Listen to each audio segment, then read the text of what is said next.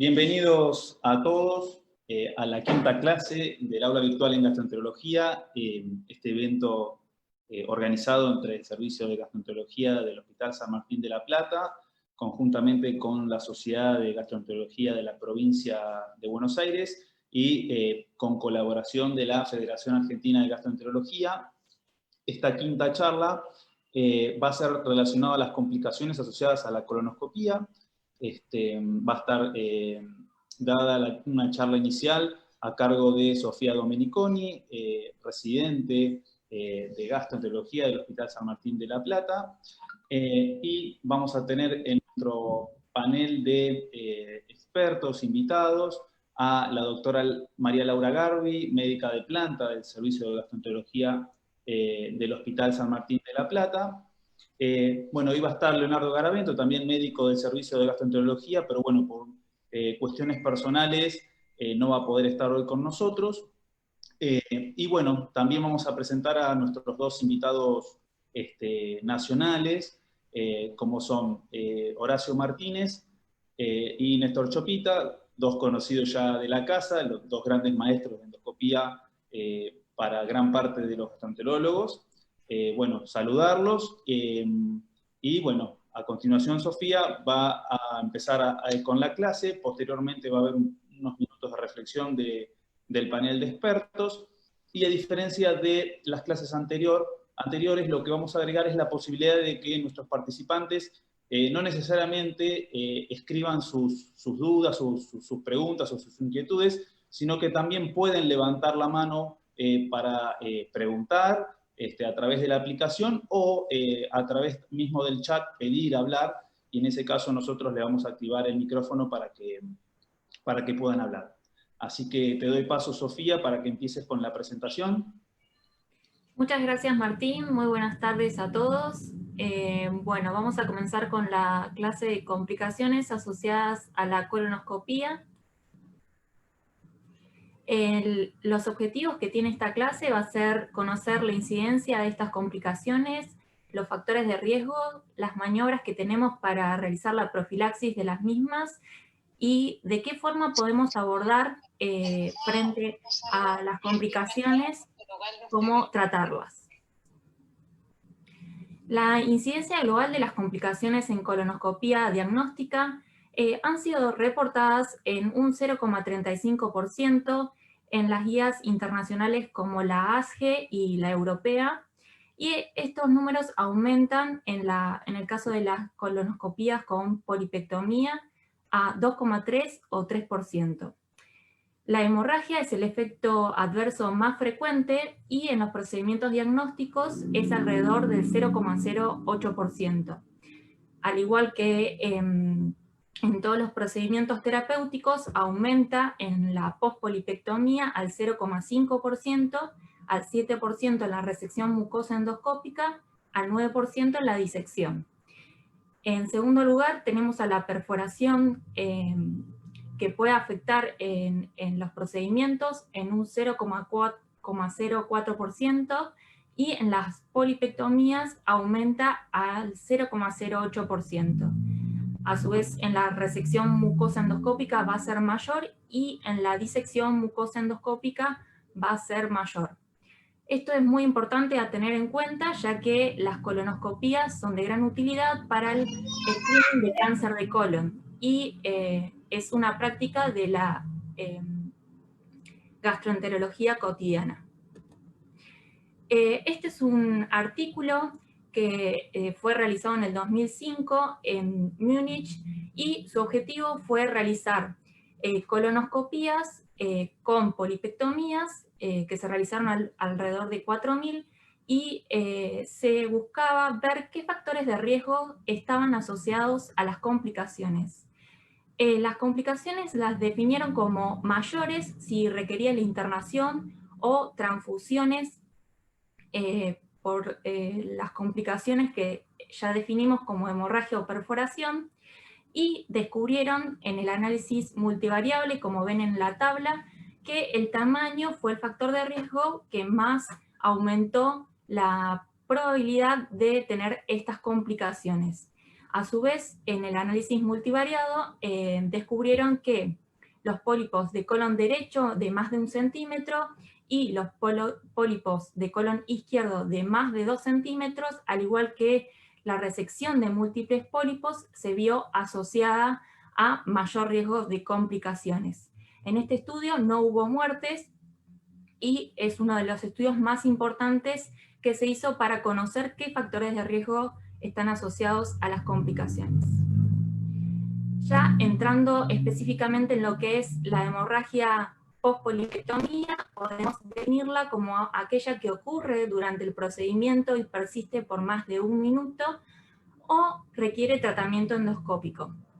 Y la hemorragia tardía post-procedimiento va a ser aquella que ocurre dentro de los 30 días post-procedimiento.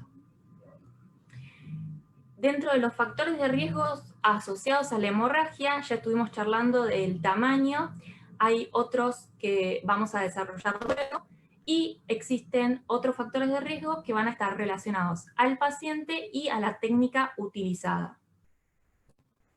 En relación a los factores de riesgo relacionados al pólipo, tenemos a la morfología, que uno va a tener que tener presente que un pólipo pediculado con un tallo grueso, una lesión de crecimiento lateral, o una lesión que tenga contenido con adenoma o adenocarcinoma, va a tener más riesgo de complicaciones.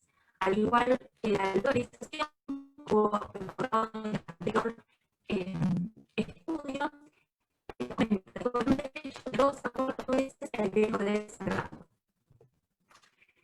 Hablando de los pacientes, es muy importante conocer con qué paciente nos vamos a enfrentar, sobre todo porque que el paciente sea mayor de 65 años, que tenga enfermedad cardiovascular o alguna otra comorbilidad, y sobre todo si está utilizando anticoagulantes, va a aumentar el riesgo de 3,7 a 5,2.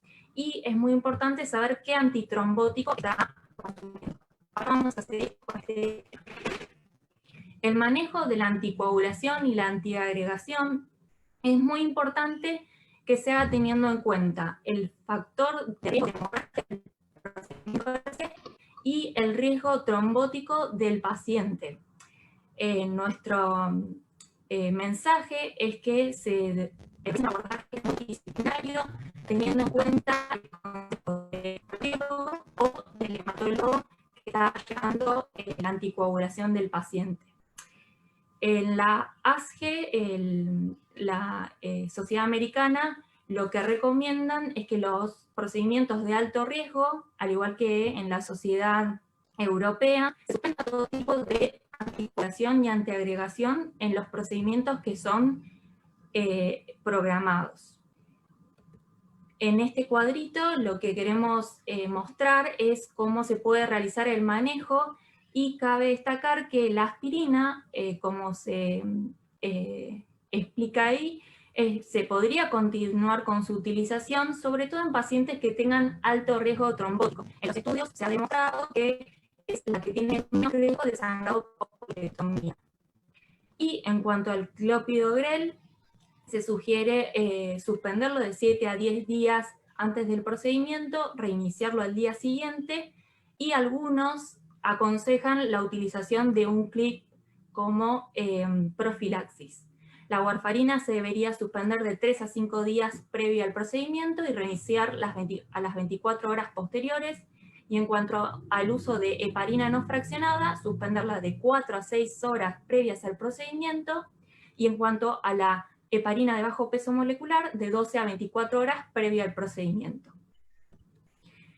Siguiendo con los factores de riesgo, vamos a hablar de relacionados con la técnica y el tipo de corriente electroquirúrgica utilizada. Es muy importante que ustedes conozcan su fuente electroquirúrgica y los efectos que puede causar sobre el colon. La corriente de corte puede aumentar la incidencia de sangrado inmediato, y por otro lado, la corriente de coagulación, por el efecto que causa sobre la mucosa, puede causar más incidencia de sangrado tardío por la caída de la escara, digamos. Lo que recomendamos son fuentes electroquirúrgicas inteligentes que lo que tienen la ventaja es que sensan la resistencia del tejido y van a ofrecer una corriente adecuada. La resección mucosa endoscópica per se ya tiene mayor riesgo de sangrado y es importante saber si es una resección que está ubicada a nivel del colon proximal, si tiene un tamaño de más de 4 centímetros y, como ya dijimos, las comorbilidades del paciente, el tipo de corriente y la experiencia del endoscopista. Ahora bien, nos preguntamos, ¿qué lesiones debo realizar profilaxis de sangrado? La Sociedad Europea ha recomendado que los pólipos pediculados con un pedículo de más de 10 milímetros y una cabeza con un diámetro de más de 20 milímetros se podrían hacer profilaxis. ¿Y de qué manera la haríamos? Mediante inyección con adrenalina diluida y o terapias mecánicas antes de realizar el procedimiento. Y en cuanto a esto, la evidencia es moderada y es una alta recomendación. ¿Qué métodos tenemos a su vez? Podemos nombrar que tenemos métodos, por un lado, de inyección para la profilaxis y métodos mecánicos. En cuanto a los métodos mecánicos, tenemos el endoclip y el endoloop, y se pueden combinar los métodos que anteriormente describimos. En cuanto a los métodos térmicos, pueden ser de contacto o no contacto. Estos métodos no van a ser utilizados para profilaxis, pero sí van a utilizarse en caso de que ocurra una hemorragia post-polipectomía para realizar el tratamiento. Vamos.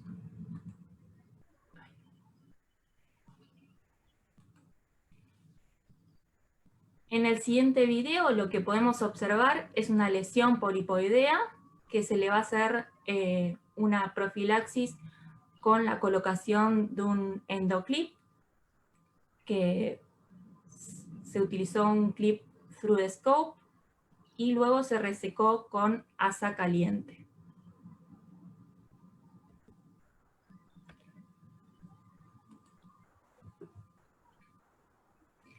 En este pólipo se optó por hacer una inyección con adrenalina diluida con índigo carmín. Las diluciones que utilizamos habitualmente son de 1 en 10.000 o 1 en 20.000, y luego se procede a la resección con asa, y en este caso se trataba de un paciente que estaba en tratamiento con clopidogrel y se decidió hacer profilaxis combinada con un clip.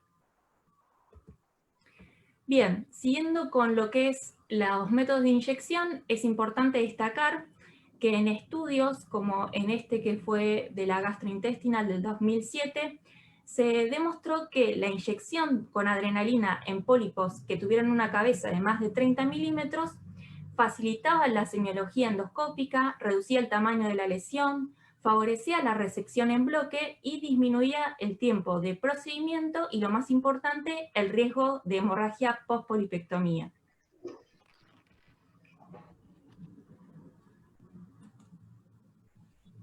En este video podemos ver una terapia combinada, que es un pólipo pediculado con una cabeza de 20 milímetros de diámetro y un diámetro del tallo de 10 milímetros, y se decidió colocar un endoloop, que es un método mecánico que lo que consiste es en pasar como si fuera un asa y se libera el lazo, y en este caso se combinó con la inyección en la base del pólipo con adrenalina y luego se resecó. El método de endoloop lo que realiza es la vasoconstricción de los vasos del pólipo. En cuanto a la profilaxis, luego de realizado el procedimiento, la Sociedad Europea lo que plantea es que en una polipectomía o en una resección mucosa endoscópica debe individualizarse según los factores de riesgo del paciente. Y si uno los encuentra, estos estigmas de alto riesgo de sangrado durante la polipectomía o bien una hemorragia activa, debería realizar tratamiento con inyección, coagulación con pinza o una terapia mecánica. En este estudio, siguiendo con esta recomendación, el grupo australiano lo que intentó demostrar fue a través de un score la presencia de predictores de sangrado. Tomando en cuenta el tamaño de la lesión, si una lesión era proximal, si estaba el paciente con comorbilidades, si utilizaban la inyección de adrenalina, y esto lo categorizaban en riesgo leve, medio o elevado.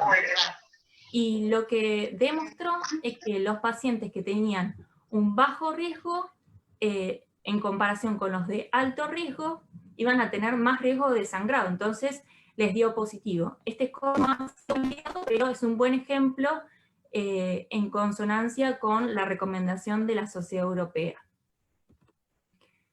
Bien, ahora el manejo de la hemorragia intraprocedimiento. La realidad es que es un evento raramente grave y ocurre del 2 al 2,8% de las polipectomías y es más frecuente en las resecciones mucosas endoscópicas. ¿Cómo vamos a abordarlo? Se va a comprimir el lecho residual con un asa. Si por cuestiones de gravedad el líquido nos tapa el sitio donde está ocurriendo el sangrado, se recomienda rotar al paciente y irrigar mediante una bomba de agua. Nos puede ayudar a la visualización y en algunos casos se puede detener el sangrado con la utilización solo de agua a presión. Si no logramos detenerlo, se debe realizar una terapia con inyección de adrenalina sola o en combinación con métodos mecánicos o térmicos.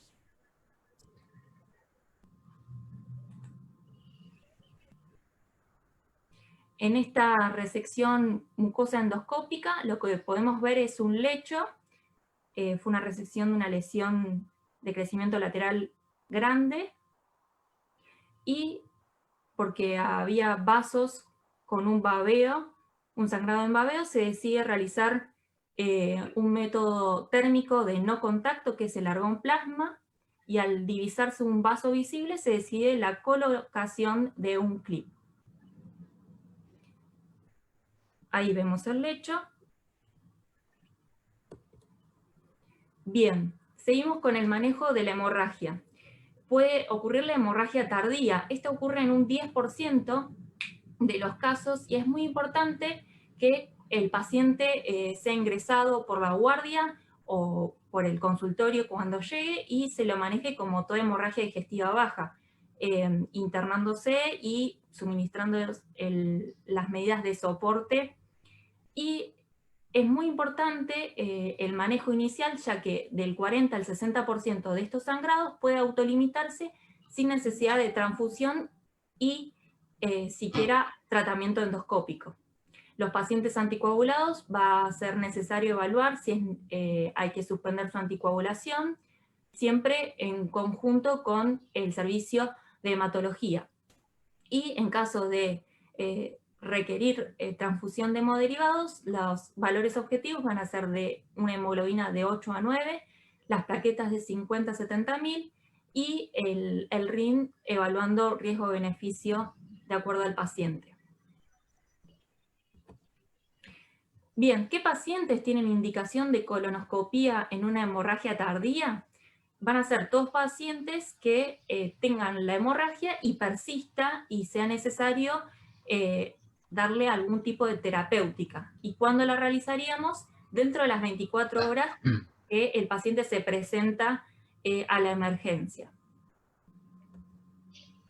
En cuanto a los tratamientos endoscópicos que vamos a realizar, no existe signos patognomónicos de la endoscopía y lo que podemos encontrar son úlceras que, si bien pueden hallarse bases limpias con un fondo sucio, no requieren tratamiento endoscópico, y por otro lado puede haber una hemorragia activa en la cual sí vamos a utilizar las opciones endoscópicas que ya hemos descrito, como el clip para colocar en un vaso visible, métodos térmicos de contacto y de no contacto, y se puede combinar con la inyección de adrenalina.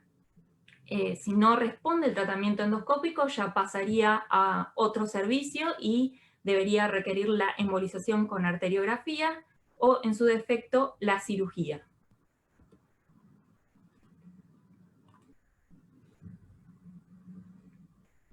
Este es el lecho de la mucosectomía que vimos anteriormente, que se ve el clip que se había colocado, hay restos hemáticos en el fondo, y se ve nuevamente el vaso divisible, y se decide colocar un nuevo clip. Esto va en consonancia con las recomendaciones y los diferentes estudios que hay de profilaxis tardía, sobre todo de la hemorragia tardía. El grupo australiano nos ha comentado que la profilaxis tardía con clips no ha demostrado ser efectiva con la utilización de clips. Ahora bien, seguimos con lo que es perforación colorectal.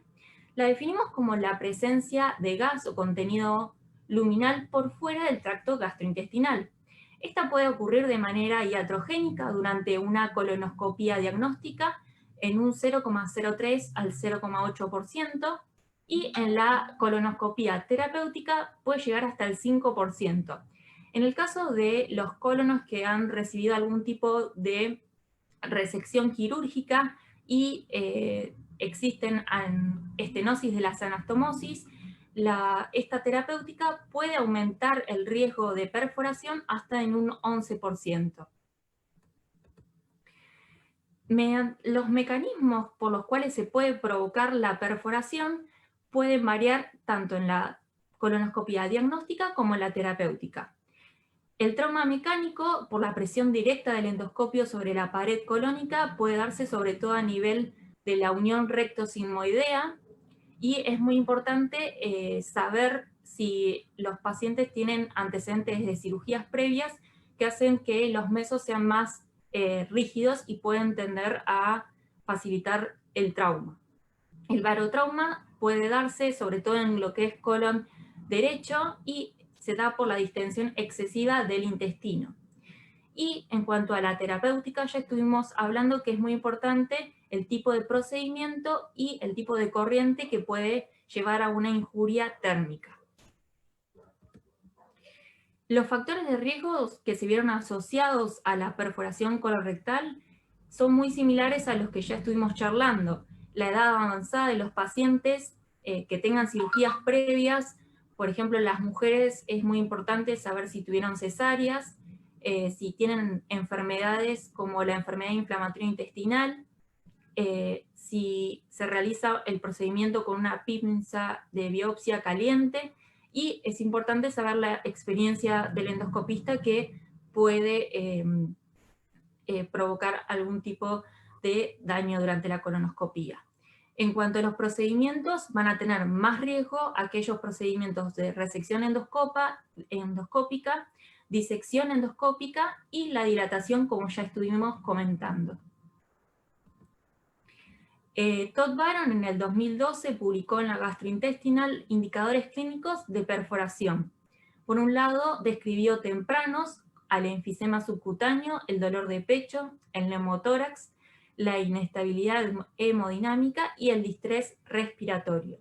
Y por otro lado estuvieron los tardíos, que incluyen el síndrome de respuesta inflamatoria sistémica, el dolor abdominal agudo, la distensión abdominal, el dolor torácico severo y la confusión mental.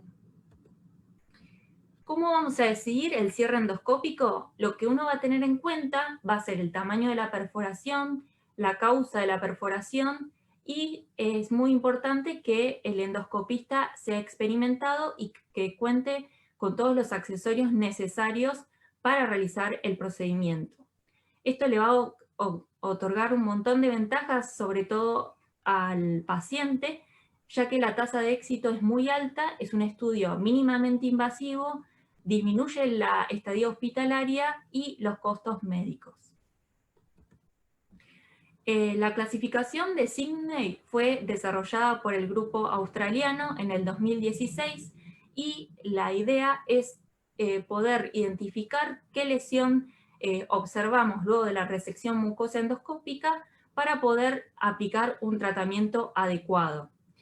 La tipo 0 es el defecto normal que uno va a observar luego de la resección. Se pueden ver las fibras azuladas que corresponden a la submucosa, y estas fibras van a estar coloreadas por la inyección submucosa de índigo carmín. En el tipo 1 lo que se puede observar es la muscular propia sin injuria mecánica, y es el signo de la ballena, ya que remeda la boca de la ballena. Por otro lado, en la tipo número 2 puede haber una pérdida focal del plano submucoso, y esto puede darse sobre todo en aquellas resecciones que tienen antecedentes de haber sido resecadas previamente o algún tipo de fibrosis. Idealmente se podría cerrar con clip, pero las tipo 2 pueden no requerir tratamientos con clips. Ya pasando a la tipo 3, existe una injuria de la muscular propia, y lo que vamos a observar es la identificación del target sign. Este símbolo es lo que es también conocido como endiana, y es la necesidad va a marcar de colocación de clip, al igual que cuando observamos un orificio de perforación franco, como en el caso de la tipo 4, que lo va a diferenciar de la tipo 5 si hay o no contaminación fecal. Es muy importante que todos los pacientes queden internados después de una perforación y se les administre antibiótico terapia.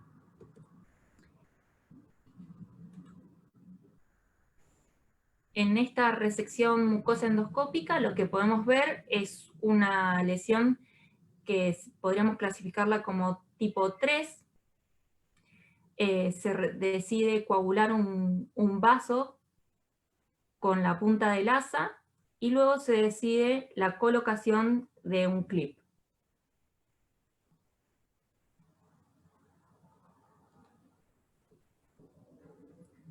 Ahí podemos observar la pieza quirúrgica, la pieza del pólipo, los restos de la mucosa que sufrió la injuria de la pared.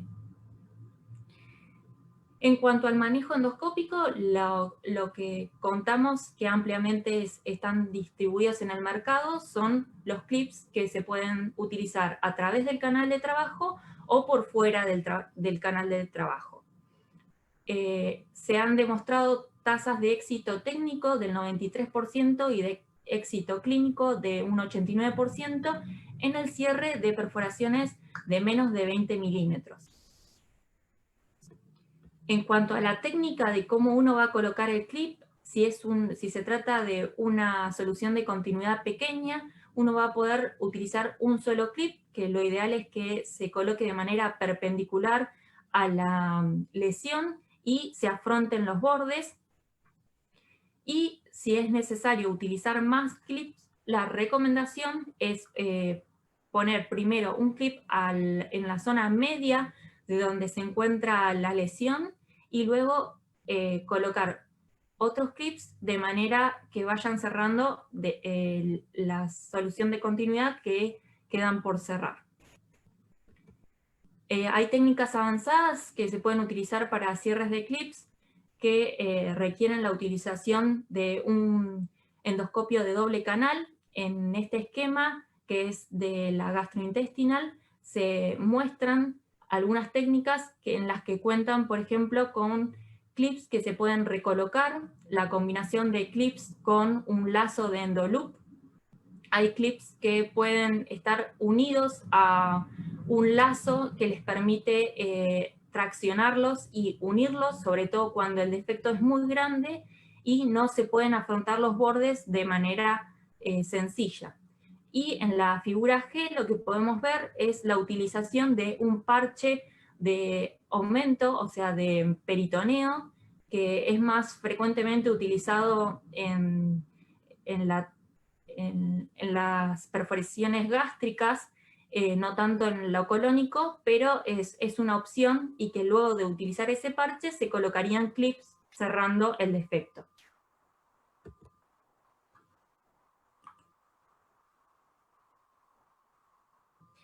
En el siguiente video lo que podemos observar es una perforación iatrogénica a nivel del recto, que lo que se decide es la colocación de clips.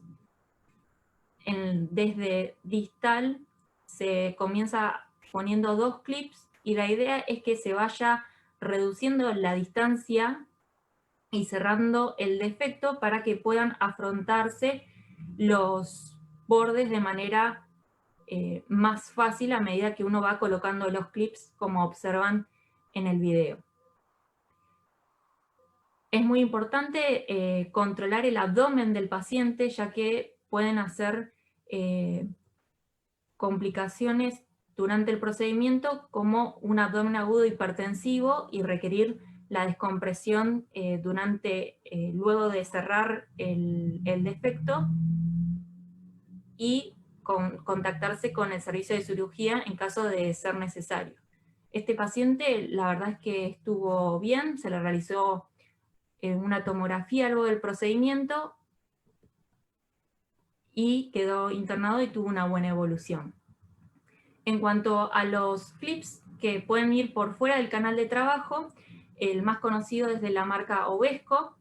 Lo que tiene es una pinza que va por dentro y permite tomar los bordes de la lesión y los va a traccionar hacia el CAP, y luego se va a desplegar por debajo de la lesión la trampa de oso.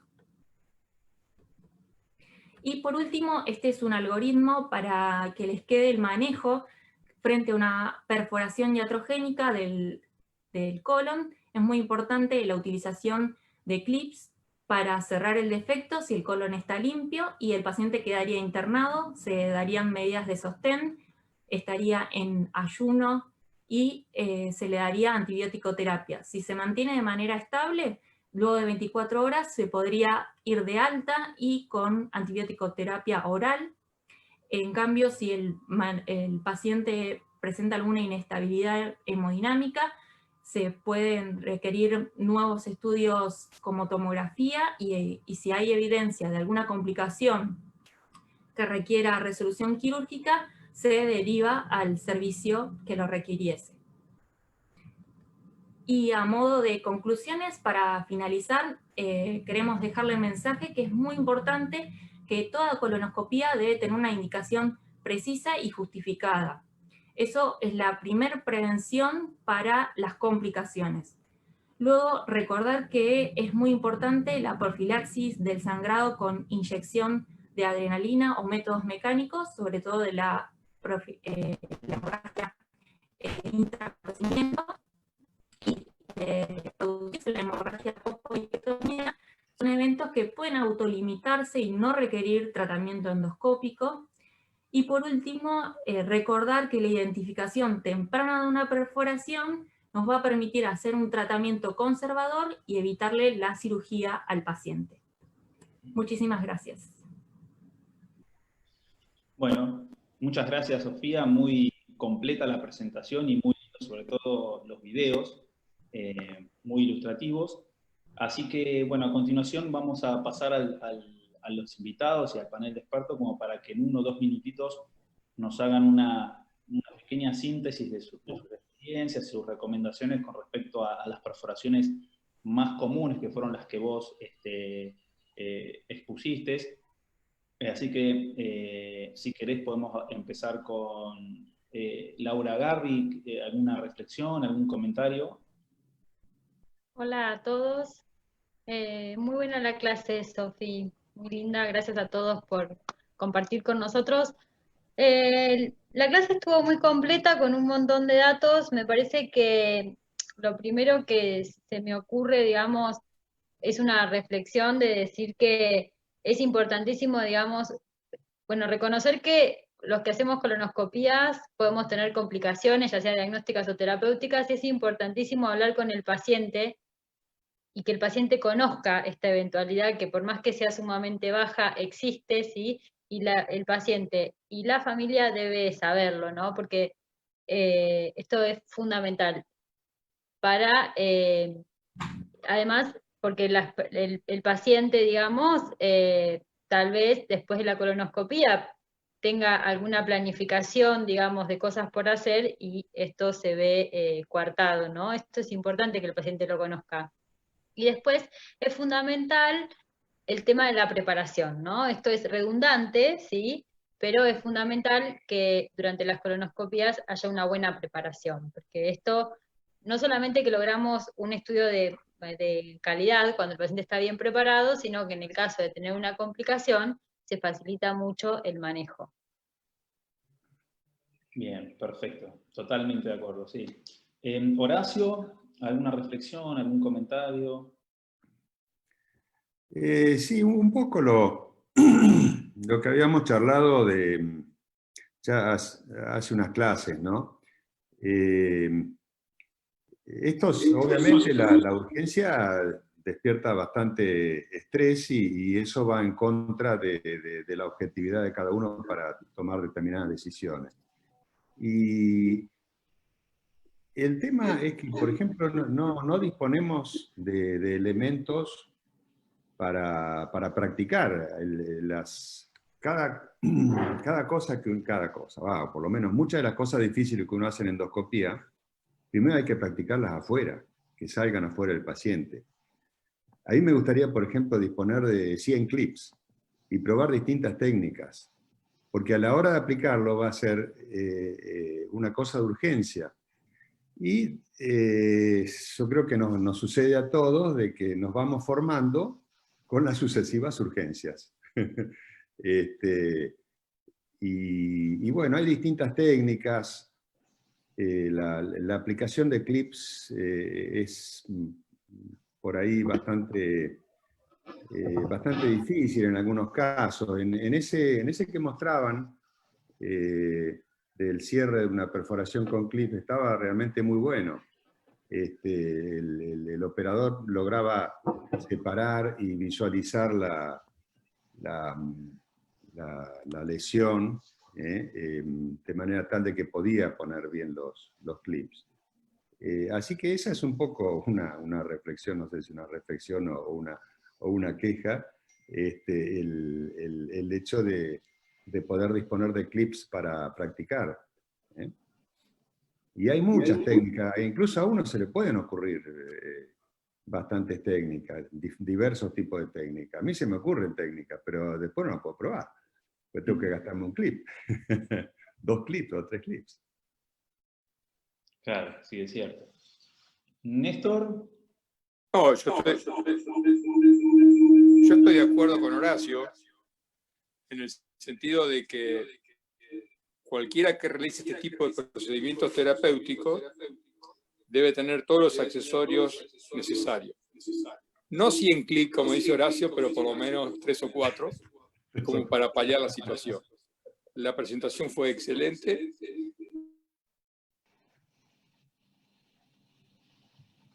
Creo que perdimos el audio, Néstor. Sí, No te estamos escuchando. ¿Vos nos escuchás? ¿Me escuchan ahora? Ahí sí, ahí sí. Sí. No. Lo importante cuando hay una perforación es no entrar en pánico.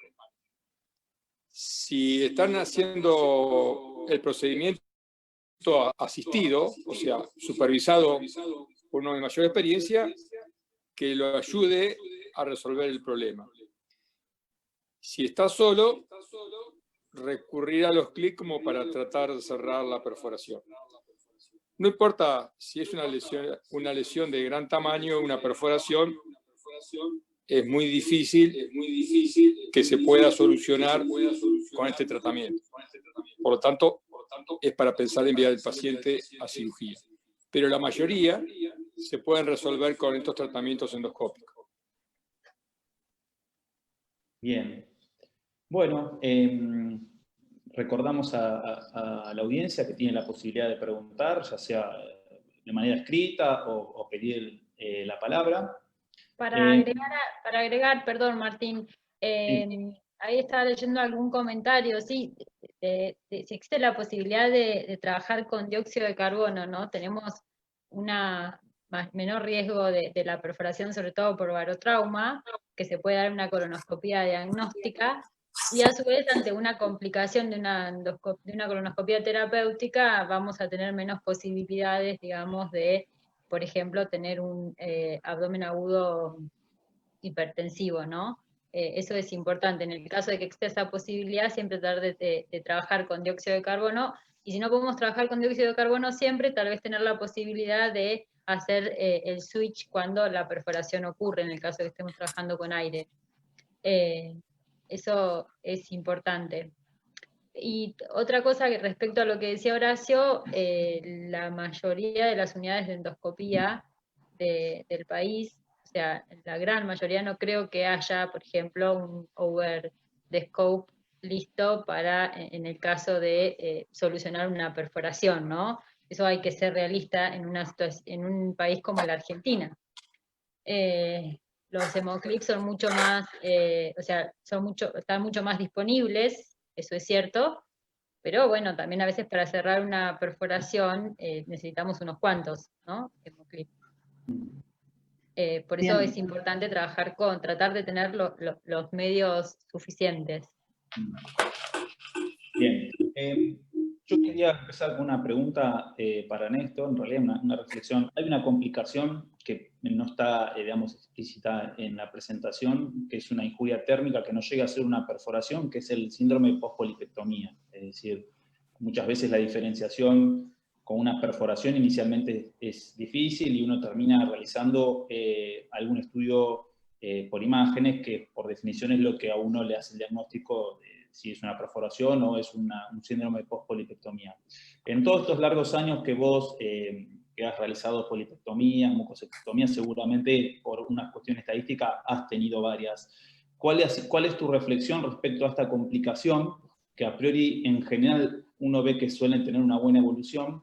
Y si has visto alguna diferencia en esta complicación que vos tengas con la mejoría en los electrobisturí, digamos, desde cuando empezaste hasta ahora, si has notado alguna diferencia, cómo es tu experiencia con esta complicación que no es tan infrecuente, digamos. Con los nuevos electrobisturí se ha mejorado muchísimo la quemadura de pared. La mayoría de las quemaduras de pared responden perfectamente bien. Los pacientes generalmente tienen dolor inmediatamente del procedimiento, a veces puede aparecer hasta 24 horas después, pero lo que hay que tener cuidado es la observación controlada, porque a veces pueden ocurrir perforaciones tardías en injurias de la pared, a veces hasta 4 o 5 días posterior. Por lo tanto, se amerita observación del paciente, dieta líquida,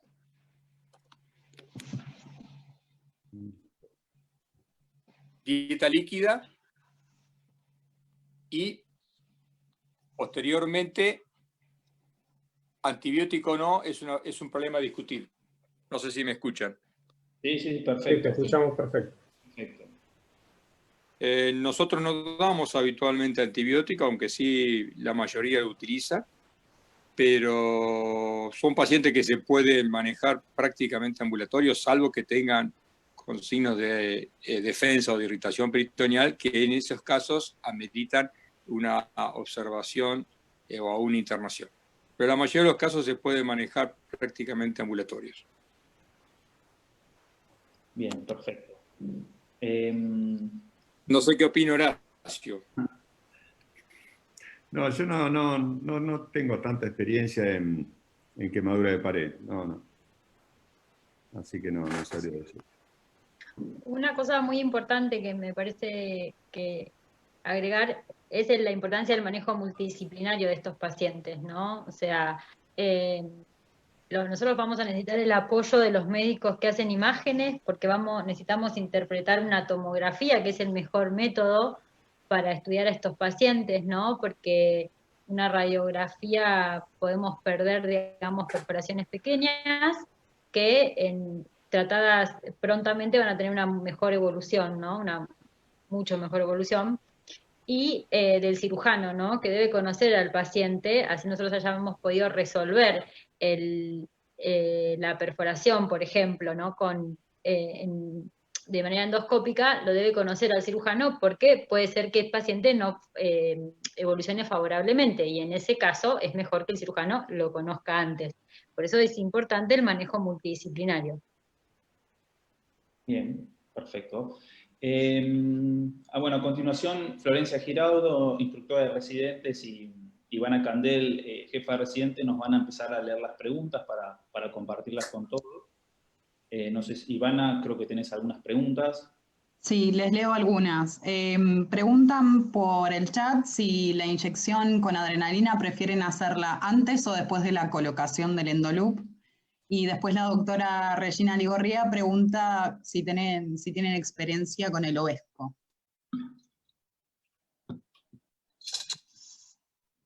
Doctor Martínez, toda suya la pregunta.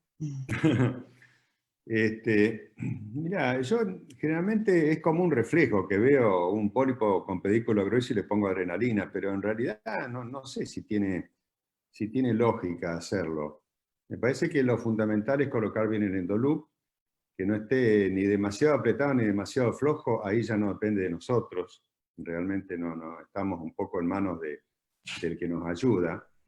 La colocación de endoloops no es tan frecuente y por lo tanto existen posibilidades de complicaciones. O sea que me ha tocado alguna vez que me han seccionado un pedículo grueso y otra vez que ha quedado el endoloop muy flojo y no servía para hacer hemostasia y el paciente requirió intervención quirúrgica. Está bien que no eran colon en este caso, eran duodenos, pero bueno. Así que eso es un factor a tener en cuenta. Y bueno, la colocación a veces de endoloop puede ser seguida de una polipectomía parcial.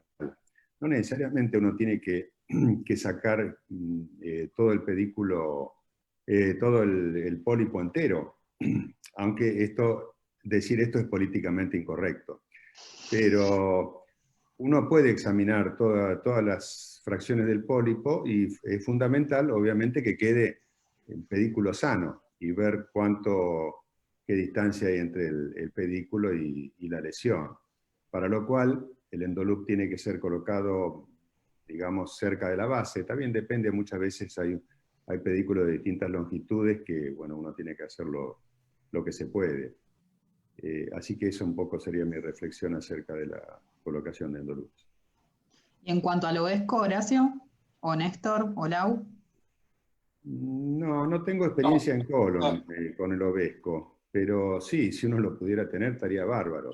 El tema con el Ovesco, para mi manera de ver, bueno, pese a no tener experiencia en colon con Ovesco, es que tenés que sacar el endoscopio.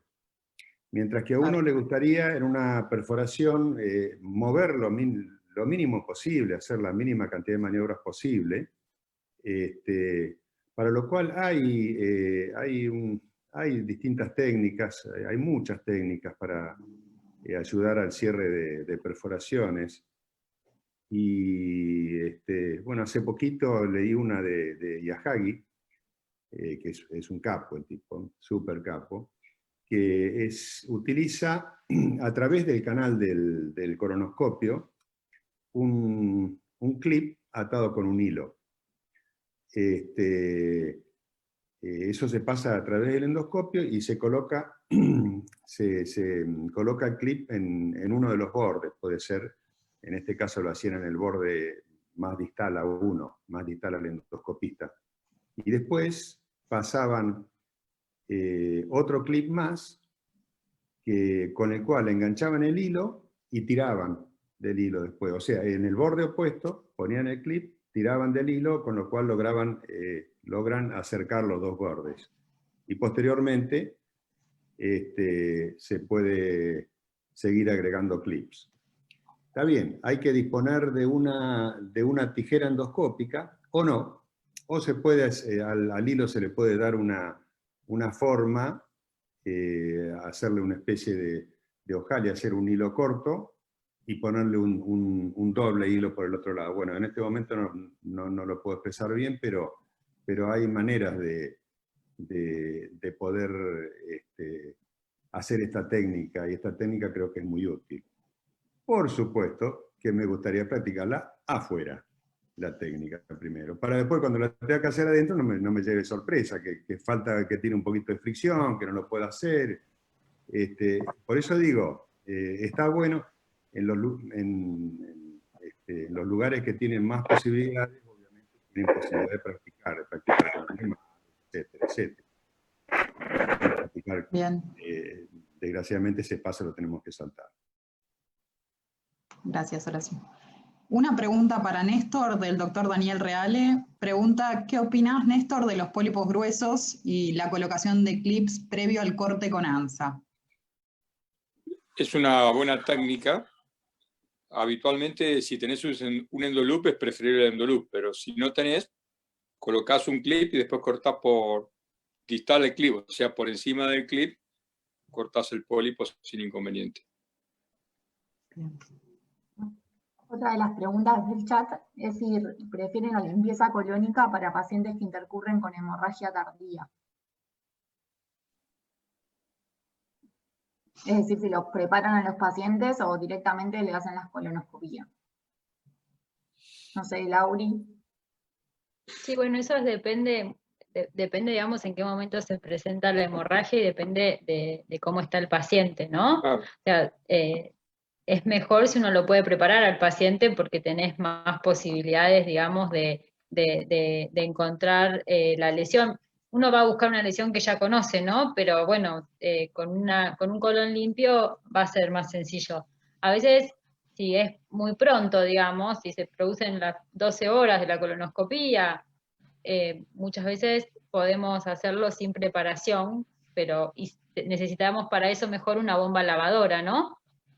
Yo creo personalmente que es mejor con preparación si el paciente tolera la preparación, ¿no? Y lo podemos hacer.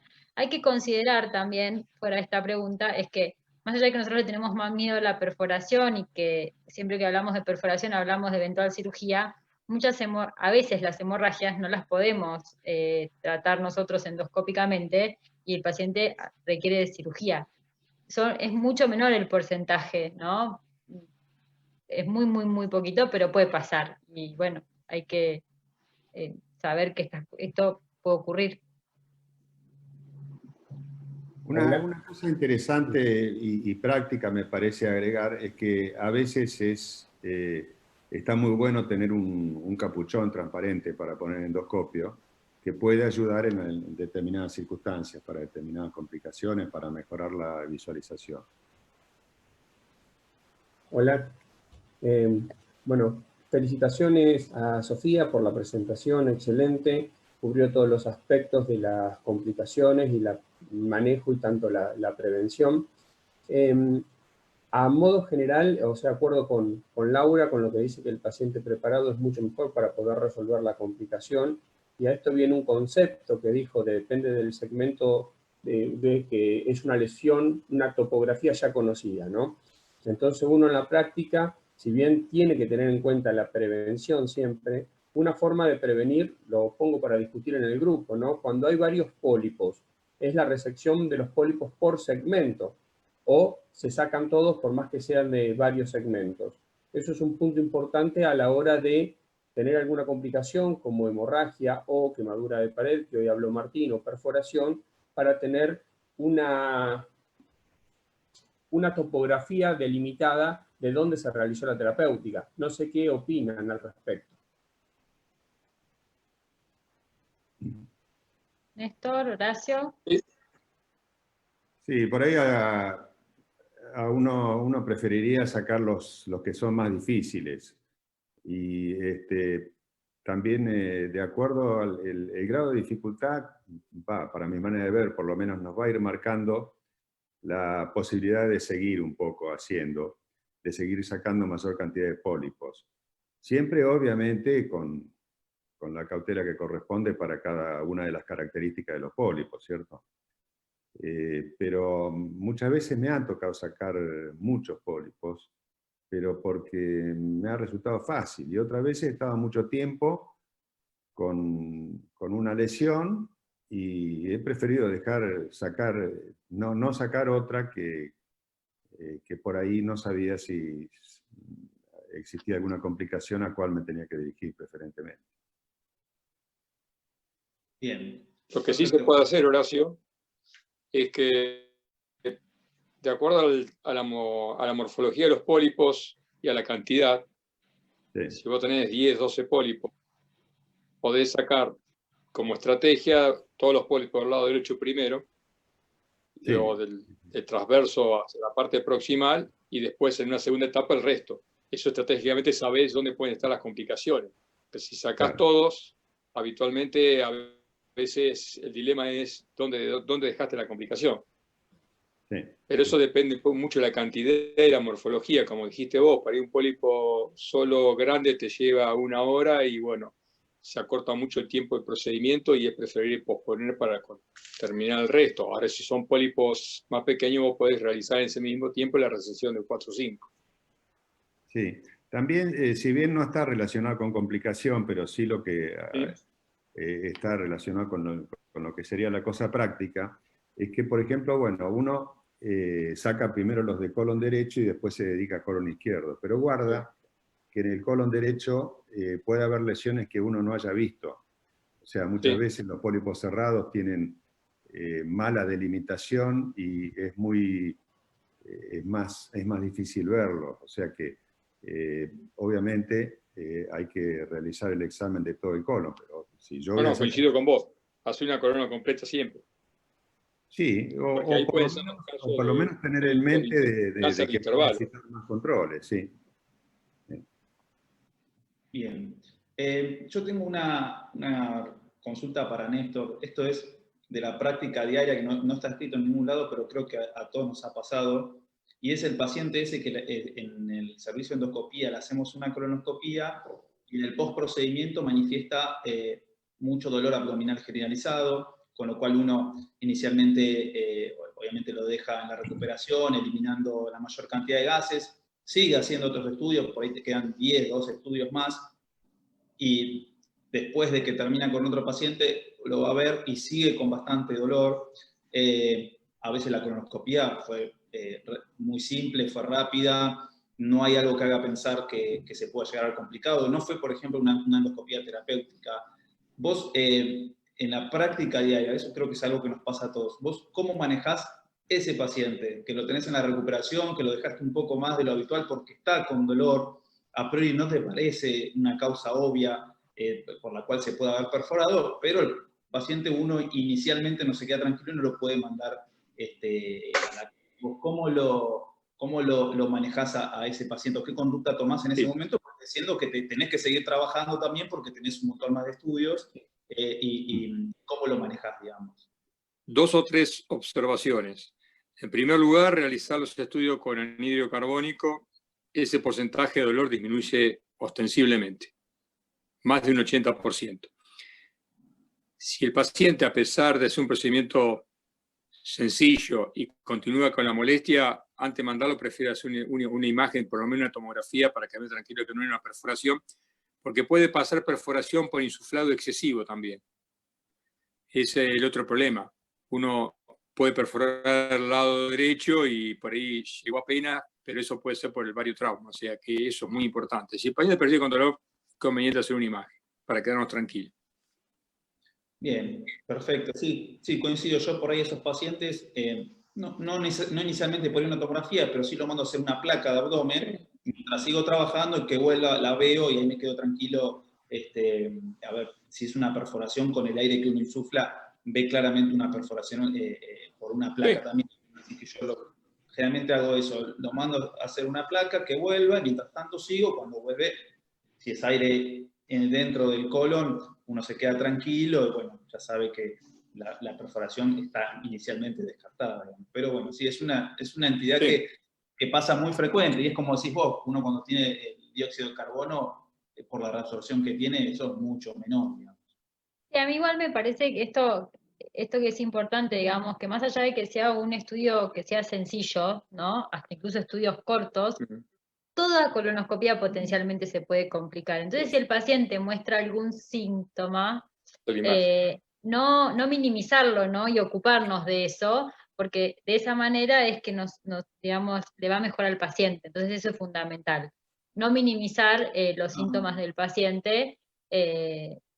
Si tiene dolor, bueno, ocuparnos de ese dolor, porque cualquier colonoscopía se puede complicar. Sí, sí, por eso de hecho creo que es un gesto simple que uno hace, lo manda a hacer una placa, mientras se va y viene, uno sigue trabajando, lo ve y no, ni siquiera es que a uno le complica el resto del trabajo en el servicio de endoscopía, sino que es algo dinámico. Tiene De forma acuerdo.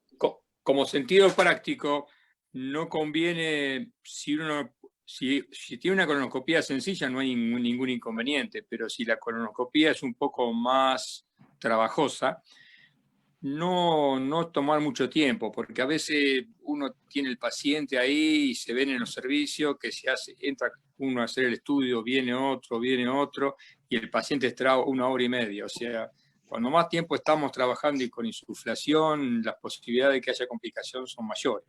O sea, si uno no puede realizar una colonoscopía en 20, 30 minutos, conviene parar y retomar al paciente. Y eso va a disminuir el porcentaje de complicaciones por trauma, por exageración en la insuflación.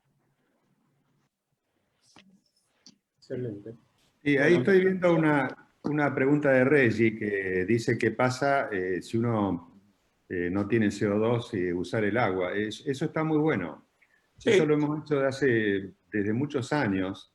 No necesariamente la colonoscopía bajo agua, pero sí los sectores difíciles poner agua. Agua tibia que van a servir para pasar un sigmoides difícil. Y la otra es la sustitución del colonoscopio por un gastro. Sí. Perdón, Horacio. Solo para comentar, sí, yo tuve la oportunidad de hacer ya varios cursos de entrenamiento en colonoscopía underwater, tanto para terapéutica como incluso para colonoscopía diagnóstica en pacientes que por ahí se sabe que va a ser un paciente muy susceptible a un síndrome de poscolonoscopía, que no es lo mismo que pospolipectomía, como decía Martín, o porque se sabe que por su patología de base por ahí va a ser un estudio más complejo, principalmente en pacientes ya conocidos por enfermedad diverticular extensa o pacientes conocidos por enfermedad inflamatoria intestinal. Y la técnica que está descrita es utilizar el waterjet, que ya los equipos nuevos lo traen, y para los que hacemos salud pública y que por ahí no tenemos acceso a ese tipo de equipos, en realidad se puede hacer con el botón de irrigación, aunque te comes 3 o 4 frasquitos por estudio. Estos cursos, en realidad, cuando yo tuve la oportunidad de hacerlos, en realidad incluso están descritos, titulados, digamos, como colonoscopía sin dolor, y de hecho se hacen los ensayos con los pacientes despiertos para ver hasta dónde pues, el paciente realmente tolera este tipo de técnicas, para que se termine el procedimiento y el paciente no tenga los síntomas que recién Martín describía. Entonces, en realidad está descrito que uno ni bien pasa recto, debe de empezar a irrigar. Se cortó. La irrigación debe de ser crónicas, de hecho te apagan la válvula de aire para que no tengas como que la tentación de estar apachando el botoncito de aire y estar intentando insuflar, y solamente pues con el pedal estar instilando el agua, que puede estar a temperatura ambiente o un poquito más tibia, ¿sí? O sea, menos caliente, digamos. Y conforme vas instilando, pues tú vas forzando, no forzando no es la palabra, sino tú vas logrando la canulación del endoscopio con la apertura de los pliegues de manera muy sencilla, ¿sí? Y el paciente la verdad es que lo tolera muy bien. Esto se describió después de que se empezaron a describir las técnicas de insuflación con CO2 y se ve que se tolera mucho mejor el post-procedimiento. Hay que tener un poco de cuidado en cuanto a lo que es la tolerancia del reservorio rectal, sobre todo en los pacientes con enfermedad inflamatoria, pues porque sí puede generar un deseo evacuatorio durante el procedimiento. Igual, pues si hay eliminación de líquido, pues no pasa nada. Y permite, también como vi que en las preguntas en el chat estaba descrito en cuanto a la terapéutica de resección en underwater, pues también permite la lesión por planos de una manera un poquito más sencilla cuando está insuflado con agua. Y el paciente la verdad es que lo tolera muy bien. Muchas gracias, Regis, por la participación. Muy interesante, Regis, gracias.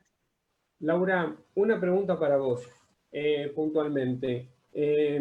Con la experiencia un poco en una colonoscopía muchas veces nos encontramos con lesiones en ilion terminal. ¿Qué tips tenemos que tener en cuenta para las polipectomías de ilion o la resección o el tratamiento de lesiones de ilion? Si es distinta o hay que tomar alguna precaución extra respecto a las medidas de profilaxis que dijo Sofía para abordar lesiones en colon. Bueno, acá hay toda una cuestión, digamos.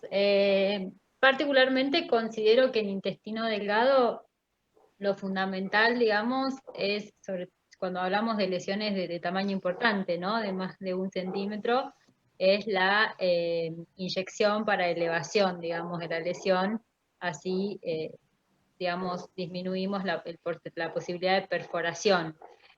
Ahora hay algunos estudios con asa fría, sí, que bueno, hay cada vez más. Yo no tengo experiencia en intestino delgado con asa fría, sí tengo experiencia en intestino delgado, incluso de resección de pólipos grandes, de 7, 8 centímetros en intestino delgado, no, sin perforación, siempre inyectando muy bien la lesión, y sí usando en intestino delgado estos pólipos rara vez malignizan y haciendo muchas veces la resección en piecemeal, ¿no? Para disminuir el porcentaje de perforación. Creo que lo más difícil son las lesiones cuando están comprometiendo el orificio propiamente dicho, digamos. Ahí me parece que viene una complejidad mayor desde el punto de vista técnico, ¿no? Que bueno, eso es aparte, digamos, porque no es tanto por la perforación, porque sería muy difícil que se perfore ahí, sino por técnicamente es muy difícil poder resecar completamente una lesión que involucra el orificio de la válvula. No sé si contesté tu pregunta, Gus. Perfecto, Respecto a la profilaxis, perdón, la profilaxis, digamos, para sangrado, clip, si el vehículo es ancho, digamos, o vemos algún vaso, no se ha demostrado, digamos, que colocar clips en todas las lesiones disminuye el riesgo de sangrado. Muchas veces dicen, o sea, que en el intestino delgado, por supuesto, no cuando lo hacemos con una colonoscopía, ¿no? Pero si estamos con el enteroscopio, acceder al intestino delgado posteriormente por un sangrado va a ser más complejo, pero bueno, eso queda un poco, digamos, por el tamaño de la lesión, el tamaño del pedículo o si hay algún vaso. Pero nosotros no le ponemos clips a todos los lechos de polipectomía en delgado. Bien, perfecto. Bueno, Bien, creo... perdón, Tincho, una pregunta, la última que quedó por acá en el chat, es ¿qué experiencia tienen en el servicio para realizar resección mucosa endoscópica bajo agua?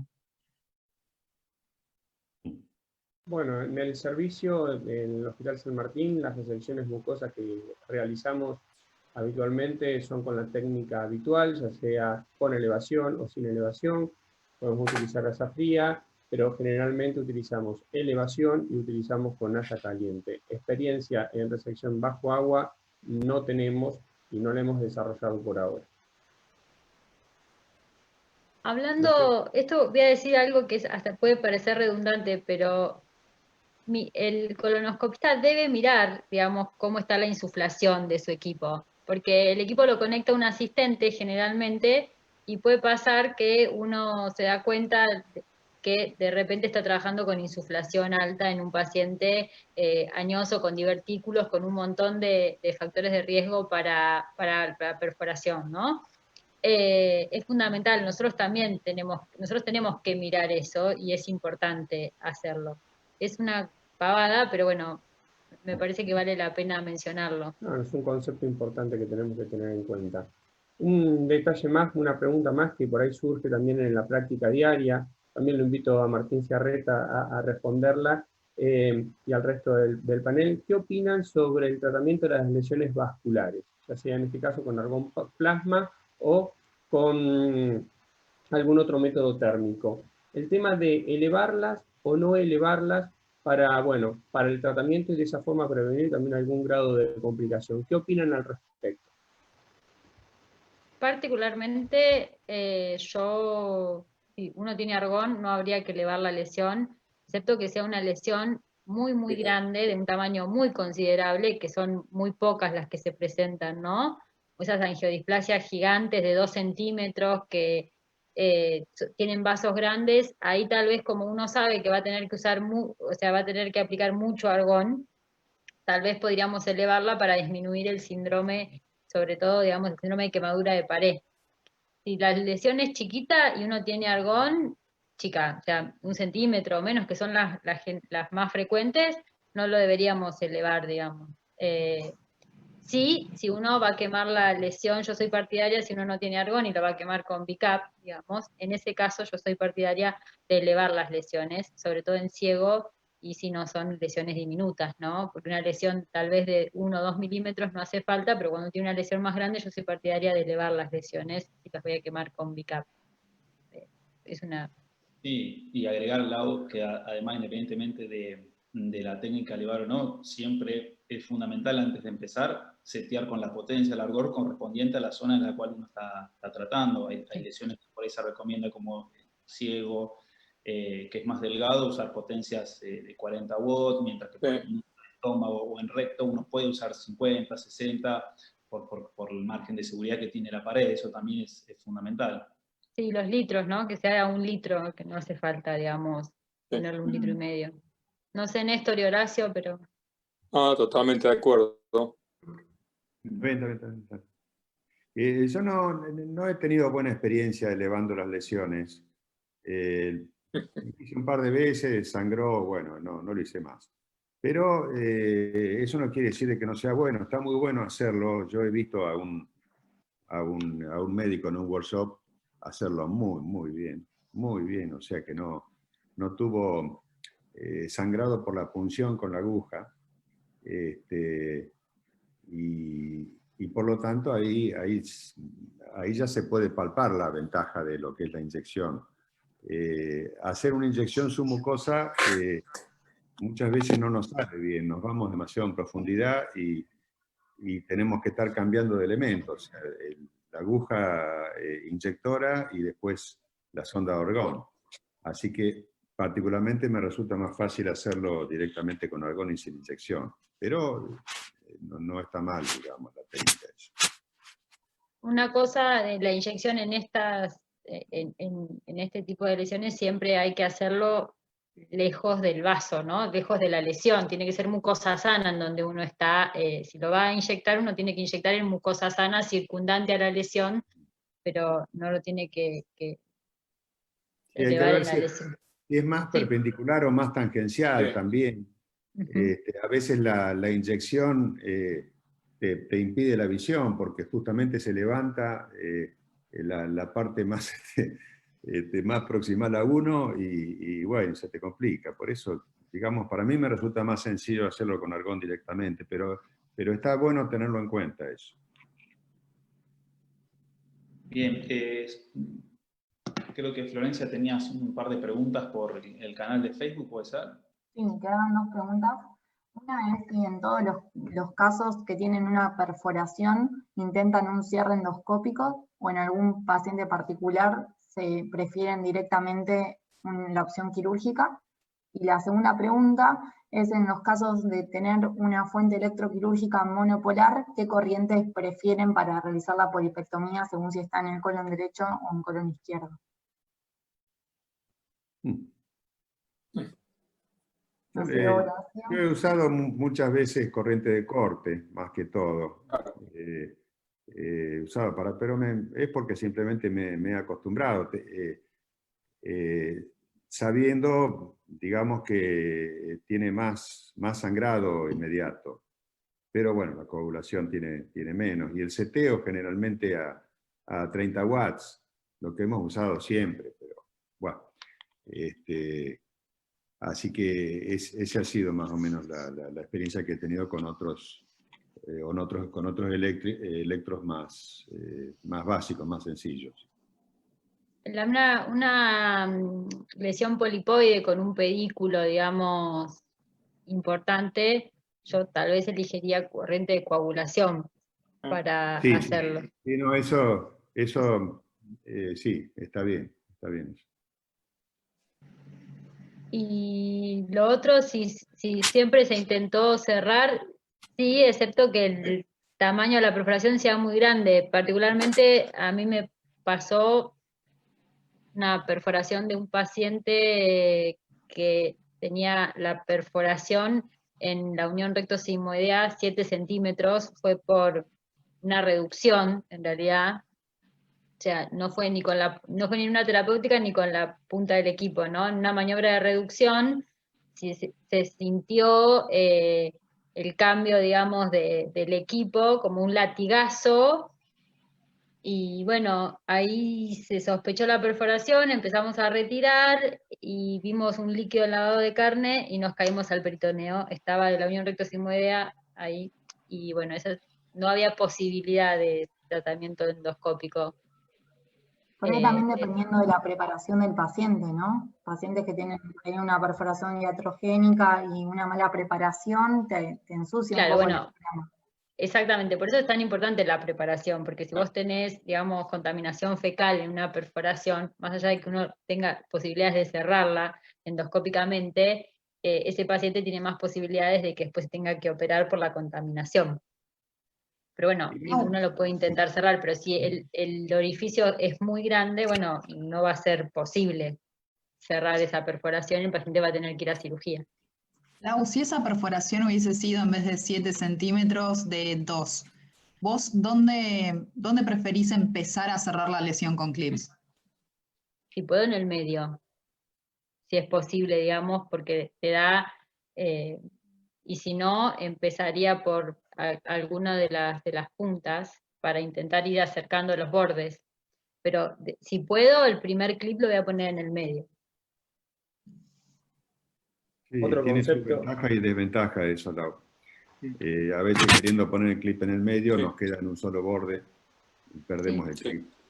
Un poco lo que quería significar también, que es una cosa de cotidiana, es que hay que valorar primero la disponibilidad de material, de clips, y segundo la dificultad que nos puede llegar a dar la lesión. Por ahí nos quedamos sin clips y por ahí hacemos un tratamiento a medias. Y yo creo que hay que tener en cuenta las nuevas técnicas, porque estas nuevas técnicas se pueden hacer, son factibles de hacer. Esta que yo mencionaba con un clip y un hilo, esa es una cosa que la podemos hacer cualquiera. Pero hay que tenerla en mente. Si no la tenés en mente, seguramente no la vas a hacer y te puede salvar eso. La macana es que volvemos a lo que decía al principio. Hay que practicar. Uno tiene que practicarlo. Se puede practicar con otras cosas, con pinza de Dios, qué sé yo. Otro concepto me parece importante, bueno, como decía Horacio, es la dificultad de cierre, ¿no? Eso va de una perforación. Si se identifica en el momento de la endoscopía, ver la dificultad que tiene, y si uno se asegura de que haciendo el tratamiento adecuado va a cerrar la brecha. Entonces eso te va a condicionar para ver cómo va a evolucionar posteriormente y si decide o no quedarse tranquilo con el tratamiento endoscópico o eventualmente un tratamiento quirúrgico. Acá hay un concepto muy importante que se dijo también, es que si uno hace una tomografía posterior a una perforación o cuando sospecha una perforación, la cantidad de aire que se ve en la imagen no es sinónimo del tamaño de una perforación o de complicación. Eso es importante que lo tengamos todos en cuenta, ¿sí? Y muchas veces ocurren perforaciones diferidas, que ahí va a depender del tiempo.